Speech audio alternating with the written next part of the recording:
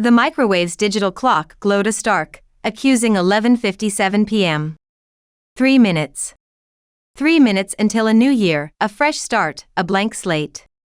But for Clara, staring at those luminous green numbers, it felt more like the final, agonizing tick of a bomb she hadn't known was set. It wasn't going to be an explosion, not a sudden, fiery end. It was going to be an unraveling, slow and deliberate, like a meticulously crafted tapestry coming undone, thread by painstaking thread. The source of this impending doom? A phone call from her aunt, Beatrice.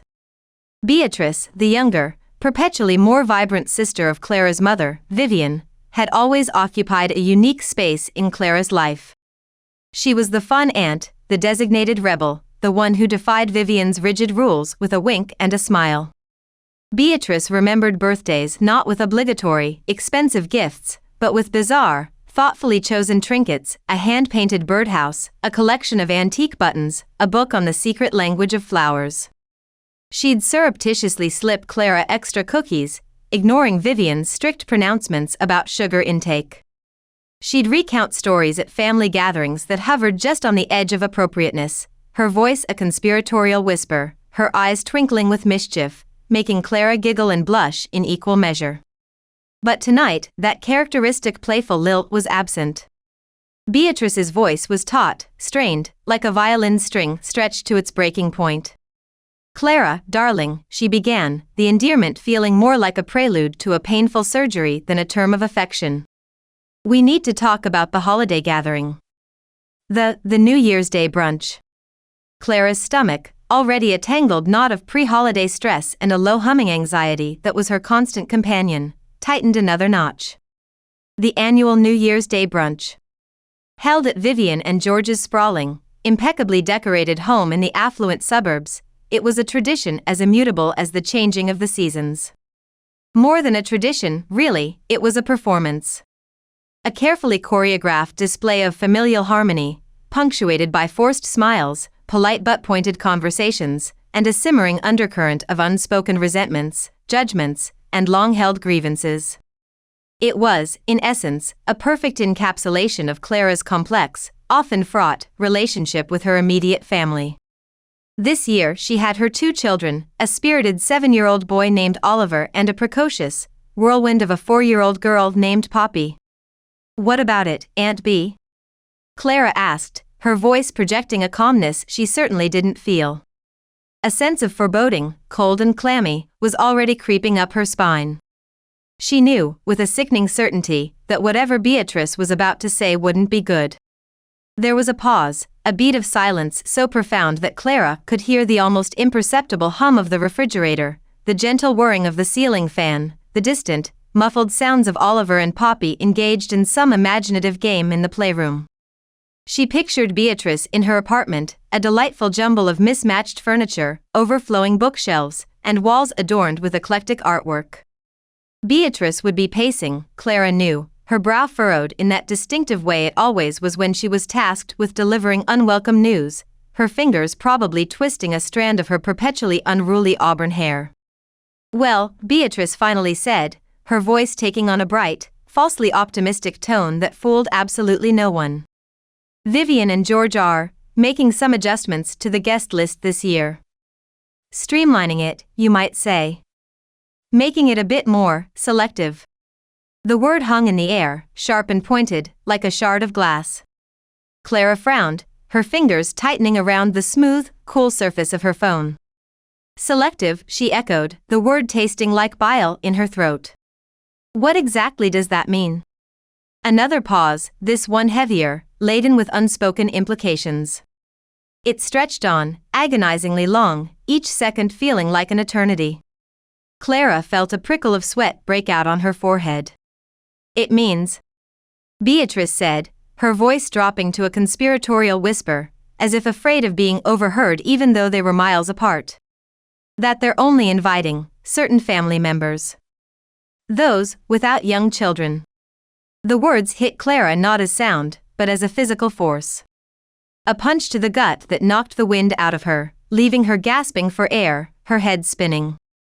She leaned heavily against the kitchen counter, her knuckles bone-white against the polished granite, her legs suddenly feeling weak and unsteady.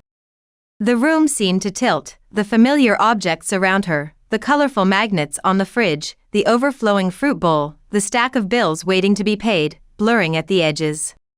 "You're saying," she began, her voice a shaky whisper, barely audible even to herself, "they don't want Oliver and Poppy there? At the brunch?" Beatrice sighed, a long, drawn-out sound filled with a weariness that seemed to seep through the phone line and settle heavily on Clara's shoulders. "It's not that they don't want them there, darling," she said, the darling now sounding patronizing rather than affectionate. "It's just, well, you know how your mother is.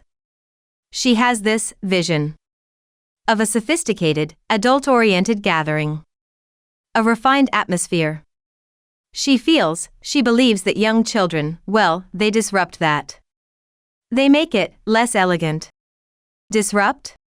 Clara repeated, the word echoing in the sudden, suffocating silence of the kitchen. A laugh, bitter and devoid of any humor, escaped her lips. It sounded foreign, even to her own ears. "They're children, Aunt B. They're 7 and 4. They laugh, they play, they make a mess sometimes. They spill things. They ask a million questions. That's what children do. It's their job." I know. Beatrice said quickly, her voice laced with a hint of desperation, a pleading quality that grated on Clara's already frayed nerves. "Believe me, Clara, I tried. I tried to talk to her. I reasoned with her. I pointed out how much Oliver and Poppy adore their grandparents. How much they look forward to these gatherings. But you know how stubborn your mother can be.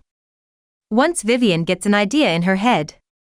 And George, well, he always goes along with whatever Vivian wants. He always has." Clara knew this, had always known this. Her father, George, a man of quiet dignity and even quieter opinions, had spent his entire married life orbiting Vivian like a small, unassuming moon around a large, demanding, and often volatile planet. He rarely expressed his own desires, his own preferences, seemingly content to exist in Vivian's shadow, his primary goal being to maintain the fragile equilibrium of their household, to appease Vivian's ever-shifting moods and demands. He was a peacemaker, a facilitator, a master of quiet acquiescence. The sheer injustice of it all, the blatant unfairness, washed over Clara in a wave of hot, righteous anger. It burned in her chest, tightened her throat, made her hands tremble. Her children, her bright, beautiful, loving, normal children, were being excluded. Banished. Deemed unworthy of attending a family gathering simply because they were children. Because they didn't fit neatly into Vivian's meticulously curated, airbrushed image of the perfect family, the perfect life. But what about Julian? Clara asked, the question forced through a throat constricted by anger and a rising sense of betrayal. Julian was her older cousin, Beatrice's only son. The golden child. The perpetual favorite. The one who could do no wrong. He was the standard against which Clara had always been measured, and against which she had always, inevitably, fallen short.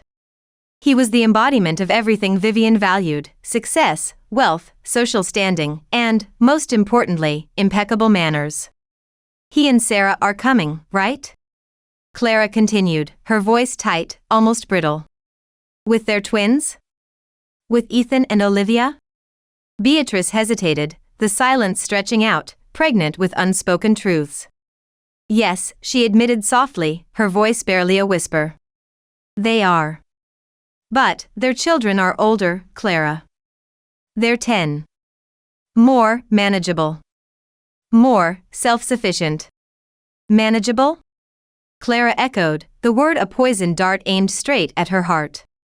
The implication was clear, unavoidable, and deeply insulting.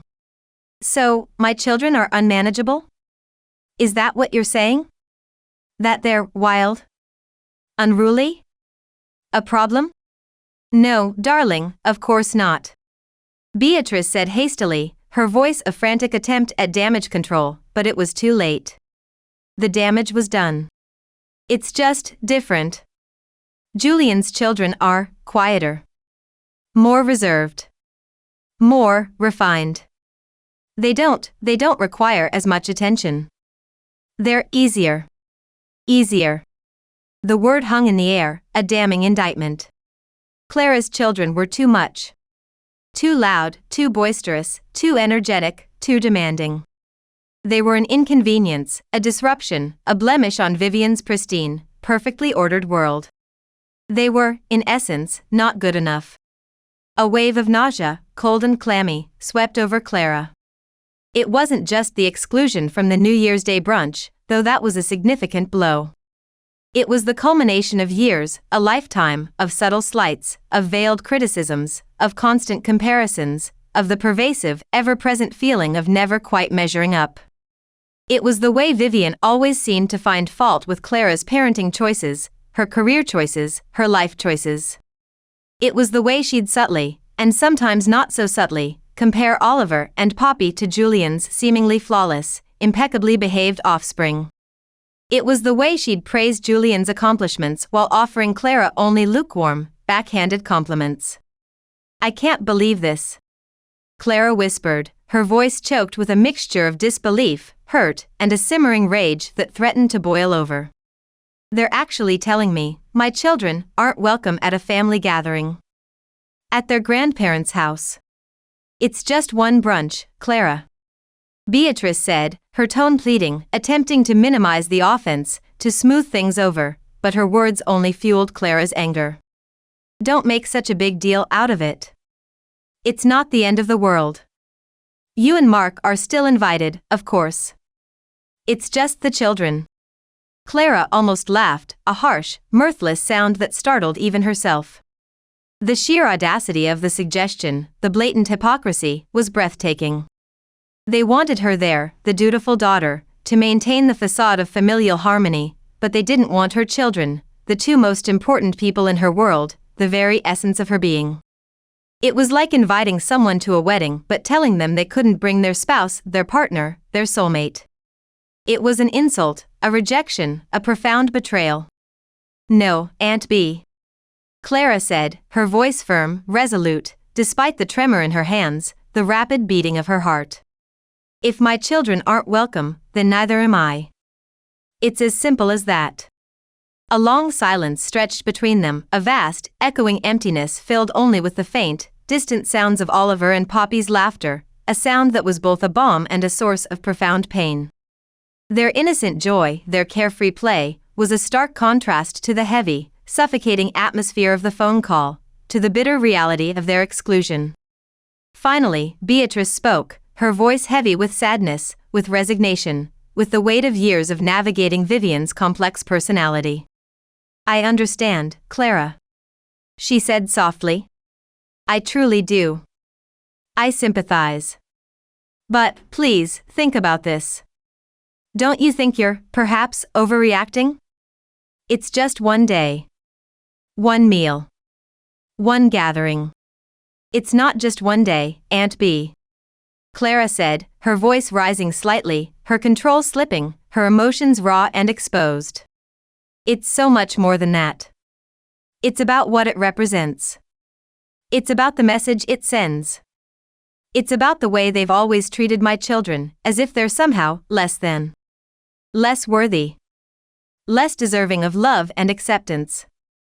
It's about the constant, nagging feeling of not being good enough, of my children not being good enough. It's about years of subtle jabs and pointed remarks and unspoken judgments." "Clara," Beatrice began, her voice a plea, an attempt to interrupt the torrent of emotion pouring out of Clara. "No," Clara interrupted, her resolve hardening, her voice gaining strength. "I'm done. I'm finished. I'm done trying to please them. I'm done pretending that everything is okay when it's clearly not. I'm done making excuses for their behavior. I'm done letting them treat my children like they're an inconvenience, a burden, a disappointment."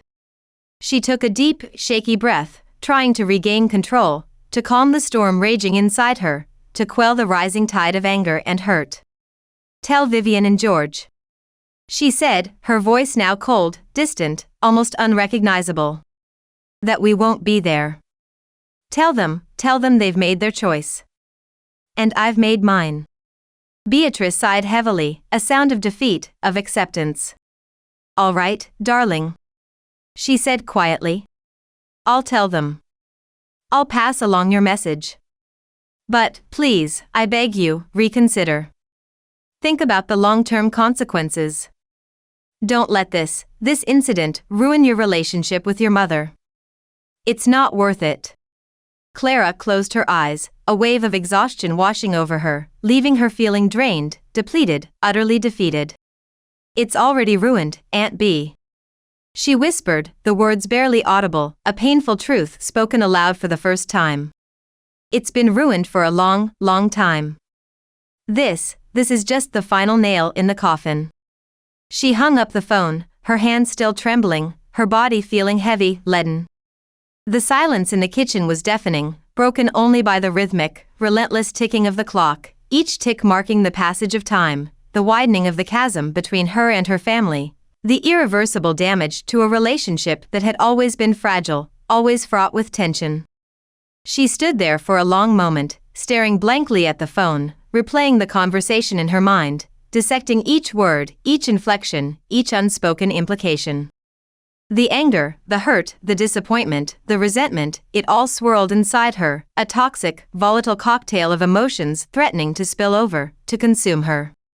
She heard the patter of little feet, the sound of small hands clapping, and she turned to see Oliver and Poppy standing in the doorway, their faces flushed with excitement, their eyes shining with anticipation.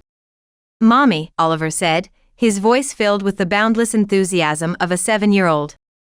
"Can we have hot chocolate now? Please? With extra marshmallows? And sprinkles," Poppy added, bouncing up and down, her tiny pigtails bobbing, her energy seemingly inexhaustible. Clara forced a smile, a weak, watery imitation of her usual smile, trying desperately to push aside the turmoil inside her, to shield her children from the pain and disappointment that were threatening to engulf her. "Of course, you can, my sweethearts," she said, her voice steadier than she felt, her heart aching with a love so fierce it almost brought her to her knees. "Let's make some hot chocolate. The best hot chocolate ever." As she gathered the ingredients, the cocoa powder, the milk, the marshmallows, the sprinkles, her mind raced. She had spent her entire life, or at least as much of it as she could remember, trying to earn her mother's approval, trying to meet her impossibly high standards, trying to fit into the rigid, suffocating mold of the perfect daughter, the perfect wife, the perfect mother. She'd striven for academic excellence, for professional success, for domestic perfection. She'd chosen a respectable career, a stable husband, a beautiful home. She'd tried to be everything Vivian wanted her to be. But it had never been enough. It had never been enough. And now, with this final, devastating act of exclusion, she realized, with a clarity that was both painful and liberating, that it never would be. Vivian would never truly see her, never truly appreciate her, never truly love her for who she was, unconditionally. She was done. Done with the striving, done with the pretending, done with the constant, exhausting effort to please, to conform, to fit in. She was going to create her own traditions, her own family, her own definition of perfect. And it wouldn't include anyone who didn't love and accept her children, her precious, wonderful, perfectly imperfect children, for exactly who they were. The decision was made. A weight, heavy and oppressive, lifted from her shoulders, replaced by a sense of defiance, of rebellion, of liberation. She felt a surge of fierce protectiveness towards her children, a determination to shield them from the pain, the judgment, the conditional love that she had endured her entire life. But beneath that newfound strength, that defiant resolve, a deep sadness lingered. A profound sense of loss. The realization that her relationship with her mother, already strained, already damaged, was now irrevocably broken. The hope, however faint, that she had harbored for reconciliation, for understanding, for acceptance, was extinguished. The following morning dawned gray and bleak, mirroring Clara's mood. She woke up to a barrage of text messages, a digital onslaught, from Julian. Her phone buzzed incessantly on her nightstand, each vibration a jarring intrusion into the fragile peace she had managed to find in sleep. "Mom just told me what happened. Seriously, Clara? You're being incredibly childish. You're overreacting. It's just one brunch. One meal. Get over it. Don't be so dramatic. Mom and Dad are really hurt. Deeply hurt. You need to apologize. You owe them an apology. Clara stared at the messages, her jaw tightening, her fingers clenching into fists. Of course. Of course Vivian had already spun the story, twisting the narrative, portraying herself as the innocent victim, painting Clara as the unreasonable, overly sensitive, emotionally unstable daughter. And Julian, ever the dutiful son, the loyal defender of his mother's honor, was quick to take her side, to reinforce her version of events, to condemn Clara's actions. She typed out a response, her fingers flying across the screen, fueled by a righteous anger that had been simmering beneath the surface for years. Oh, so she conveniently forgot to mention that she uninvited my kids, my children, but made sure to invite yours? That she deemed Oliver and Poppy unworthy of attending a family gathering while rolling out the red carpet for Ethan and Olivia? She waited, her heart pounding in her chest, watching the three dots appear and disappear, a visual representation of Julian's internal struggle, his attempt to formulate a response that would both defend his mother and placate Clara. Finally, after what felt like an eternity, a message came through. She just wants a peaceful, adult-oriented gathering. A sophisticated atmosphere. You know how Oliver and Poppy can be. They're a handful. They require a lot of attention. Clara felt a surge of anger so intense it made her head spin. A handful. The word echoed in her mind, a dismissive, condescending label applied to her vibrant, energetic, perfectly normal children. Like they were a burden, a nuisance, a problem to be solved, rather than cherished members of the family. Like they were something to be tolerated, endured, rather than celebrated, embraced, loved unconditionally.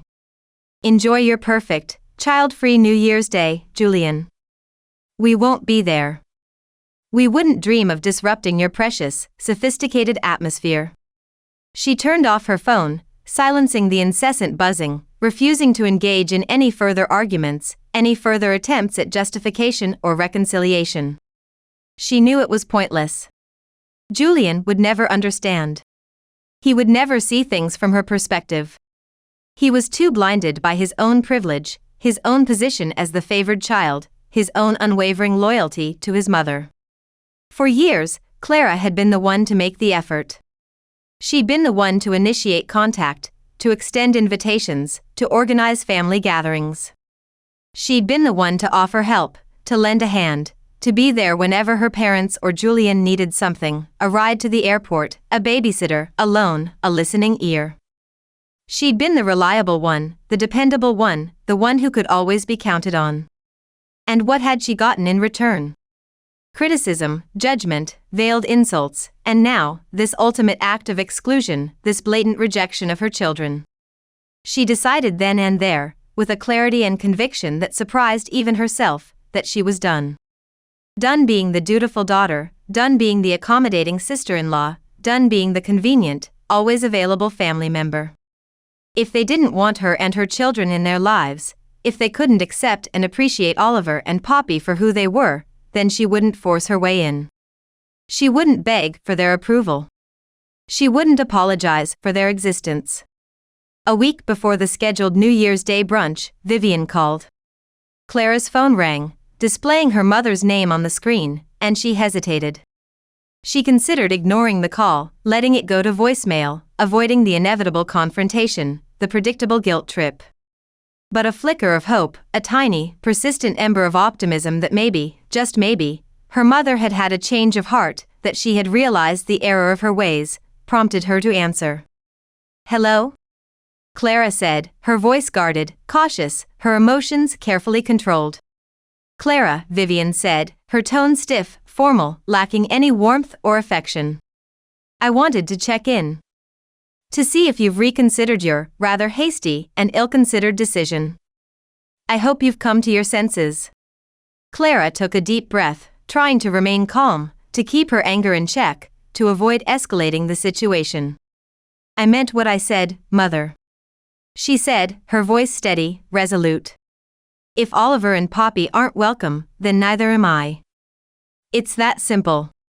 Vivian sighed, a long, drawn-out sound of exasperation, of impatience, of barely concealed annoyance. I honestly don't understand why you're being so difficult, she said, her voice taking on a sharper edge. So stubborn. So unreasonable. It's just one day. One brunch. One insignificant meal. You know how much Julian's children, Ethan and Olivia, mean to us. They're special.